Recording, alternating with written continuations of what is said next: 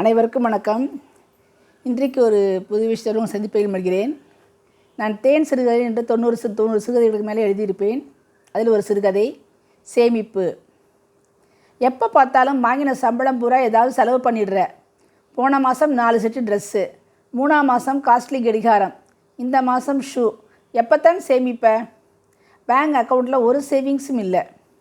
சம்பளம் இன்னும் அதிகம் வரட்டுமா? எப்போ பாரு டெபாசிட் போடு அப்படிங்கிறீங்க. அப்புறம் எப்போ தான் லைஃப்பை என்ஜாய் பண்ணுறது? மகன் வேலைக்கு சேர்ந்து 3 மாதமாக வீட்டில் நடக்கும் வாக்குவாதம் தான் இதெல்லாம்.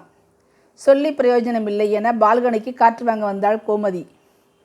அவென்யூவை ஒட்டிய ஓட்டு வீட்டின் வெளியே அந்த வீட்டு பையன் செல்ஃபோனில் பேசி கொண்டிருந்தான். ஆனால் இது வீட்டு ஃபோன்னா, எனக்கு ஒன்று வாங்கி கொடு. நோக்கியாவில் தினேஷுக்கு வாங்கி கொடுத்தியே அதுதான்ண்ணா. அண்ணா சொன்னால் புரிஞ்சுக்க மாட்டேறியே.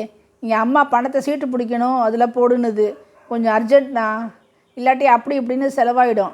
2000 ரூபா அப்படியே கடையிலேருந்து சம்பளத்தை எடுத்து பேங்க்கில் போட்டிருக்கேன். சொன்னீன்னாக்கா நாளைக்கு காத்தால போய் வாங்கிடலாம். எனக்கு பார்த்து வாங்க தெரியாதுண்ணா, ஹெல்ப் பண்ணுண்ணா என யாரிடமோ கேட்டுக்கொண்டிருந்தான்.